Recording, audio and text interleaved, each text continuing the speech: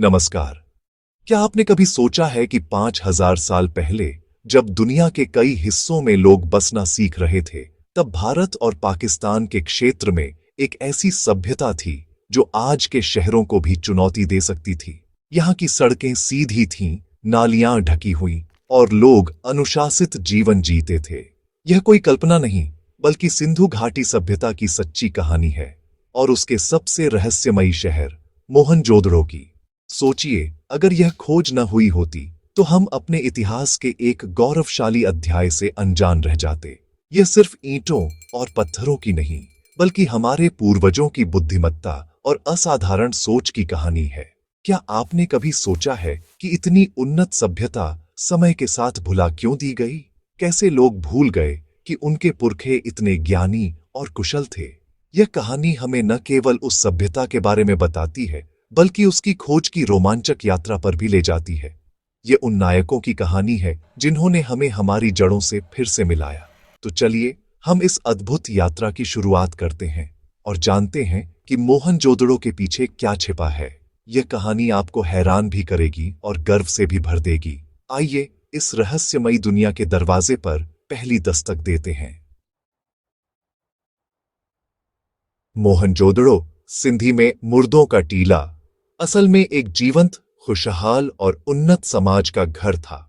यह शहर सिंधु नदी के किनारे आज के पाकिस्तान के सिंध प्रांत में फैला था और लगभग 250 हेक्टेयर में हजारों लोग रहते थे। इसकी सबसे बड़ी खासियत थी इसकी शहरी योजना। 2 हिस्से, ऊपरी शहर दुर्ग और निचला शहर। दुर्ग में विशाल स्नानागार, ग्रेट बाथ, अन्न भंडार और सार्वजनिक भवन थे जो आज भी इंजीनियरिंग का कमाल माने जाते हैं। निचले शहर में आम लोग रहते थे, लेकिन यहाँ की सीधी सड़कें, आंगन, रसोई और हर घर में स्नानागार आज भी कई आधुनिक शहरों को मात देते हैं। हर घर ढकी हुई नाली से जुड़ा था। यह उस समय की सबसे उन्नत ड्रेनेज प्रणाली थी। यहाँ की ईंटें एक ही आकार की थीं, 4:2:1 के अनुपात में, जो माप तौल की मानकीकृत प्रणाली का प्रमाण है। यह दिखाता है कि मोहनजोदड़ो के लोग अनुशासन और संगठन को कितना महत्व देते थे। मोहनजोदड़ो सिर्फ एक शहर नहीं, बल्कि एक विचार था, योजना, व्यवस्था और सामुदायिक जीवन का। इतिहासकार आज भी इसकी पहेली सुलझाने की कोशिश कर रहे हैं। 20वीं सदी की शुरुआत में ब्रिटिश हुकूमत के पुरातत्वविद सिंध के इस इलाके में आए। उन्होंने एक विशाल टीला देखा। सतह पर पुरानी ईंटें और बर्तनों के टुकड़े मिले, लेकिन किसी ने इसके महत्व को नहीं पहचाना। उन्हें लगा यह कोई बौद्ध मठ या स्तूप है, कुछ 100 साल पुराना। रिपोर्टों में इसका जिक्र एक सामान्य स्थल के रूप में हुआ। किसी ने नहीं सोचा कि यहां एक प्राचीन सभ्यता दबी हो सकती है। कभी कभी हमारी आंखें वही देखती हैं जिसकी हमें उम्मीद होती है। यह चूकी हुई दस्तक थी। अवसर दरवाजे पर था, लेकिन किसी ने दरवाजा नहीं खोला। फिर भी इन सर्वेक्षणों ने मोहनजोदड़ो को आधिकारिक रिकॉर्ड में ला दिया। यह जगह इंतजार कर रही थी उस व्यक्ति का जो साधारण ईंटों में छिपे असाधारण इतिहास को पढ़ सके। 1920 में आते हैं राखाल दास बनर्जी, भारतीय पुरातत्व सर्वेक्षण के युवा अधिकारी। वे यहां बौद्ध स्तूप की खोज करने आए थे, लेकिन खुदाई में उन्हें कुछ अलग और बहुत पुरानी ईंटें मिली। फिर मिली एक मुहर जिस पर अज्ञात लिपि और बैल की आकृति थी। यह भारत में मिली किसी भी चीज से अलग थी। बनर्जी ने तुरंत समझ लिया कि वे एक अज्ञात प्राचीन सभ्यता के खंडहरों पर खड़े हैं। उन्होंने अनुमान लगाया कि यह सभ्यता मिस्र और मेसोपोटामिया जितनी पुरानी हो सकती है। अपनी रिपोर्ट में उन्होंने लिखा कि यहां एक प्रागैतिहासिक सभ्यता के अवशेष हैं। उनकी दूरदृष्टि ने मोहनजोदड़ो की खोज का असली आरंभ किया। राखालदास बनर्जी का नाम हमेशा मोहनजोदड़ो की कहानी में सुनहरे अक्षरों में रहेगा। बनर्जी की खोज ने भारतीय पुरातत्व विभाग में हलचल मचा दी। विभाग के महानिदेशक सर जॉन मार्शल ने इस खोज के महत्व को तुरंत समझा और बड़े पैमाने पर खुदाई का आदेश दिया। 1920 के दशक में हजारों मजदूरों की मदद से मिट्टी के नीचे से एक पूरा शहर बाहर आने लगा।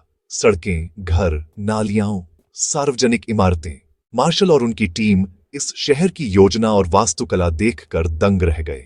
1924 में मार्शल ने लंदन के एक अखबार में इस सभ्यता की खोज का औपचारिक ऐलान किया। इसे सिंधु घाटी सभ्यता नाम दिया। यह खबर दुनिया के लिए चौंकाने वाली थी। अब भारत में भी एक प्राचीन, विशाल सभ्यता की खोज हो चुकी थी। मार्शल ने खुदाई को पेशेवर और संगठित तरीके से करवाया, हर चीज का दस्तावेजीकरण किया। उन्होंने ही मोहनजोदड़ो को उसकी पहचान और दुनिया में स्थान दिलाया। खुदाई के लिए एक जमीनी नेतृत्व चाहिए था। यह जिम्मेदारी मिली के10 दीक्षित को।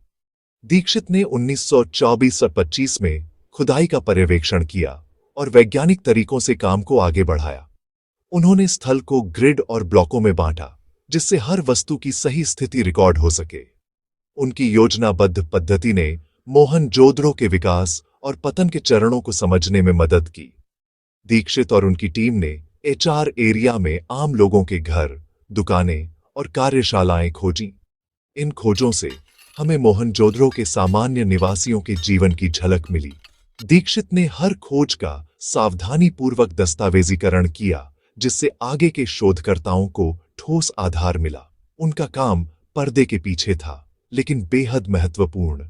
दीक्षित ने साबित किया कि महान खोजें टीम वर्क, अनुशासन और व्यवस्थित कार्यप्रणाली से होती हैं। मोहनजोदड़ो की भव्यता सामने आने के बाद अर्नेस्ट जेड.एच. मैके ने इसकी वैज्ञानिक पड़ताल की। 1926 में खुदाई के निदेशक बने मैके ने हर छोटी बड़ी चीज का गहन विश्लेषण किया। उनका ध्यान शहर की वास्तुकला, जल निकासी प्रणाली और तकनीकों पर था। उन्होंने ड्रेनेज सिस्टम का बारीकी से अध्ययन किया। हर घर की नाली मुख्य नाली से जुड़ी थी, मैनहोल बने थे और नालियां वाटरप्रूफ थीं। मैके ने मनके बनाने की कार्यशालाएं, औजार, बर्तन और खिलौनों का भी अध्ययन किया। इनसे समाज की समृद्धि और बच्चों की खुशहाली का पता चलता है। उनकी रिपोर्टें आज भी सिंधु घाटी सभ्यता पर शोध के लिए बाइबल मानी जाती हैं। फर्दर एक्सकवेशंस एट मोहेंजोदारो नामक उनकी रिपोर्ट अमूल्य है। मैके ने दिखाया कि पुरातत्व केवल खजाने खोजना नहीं, बल्कि अतीत की कहानी को वैज्ञानिक सटीकता से समझना है। अब जानते हैं मोहनजोदड़ो के कुछ अनूठे तथ्य। सबसे पहली बात, यहाँ की उन्नत जल निकासी प्रणाली। हर घर में स्नानागार और शौचालय, ढकी हुई नालियां। दूसरी बात, यहां से किसी राजा के महल, भव्य मंदिर या शासक के स्मारक नहीं मिले। सभी घर लगभग एक जैसे।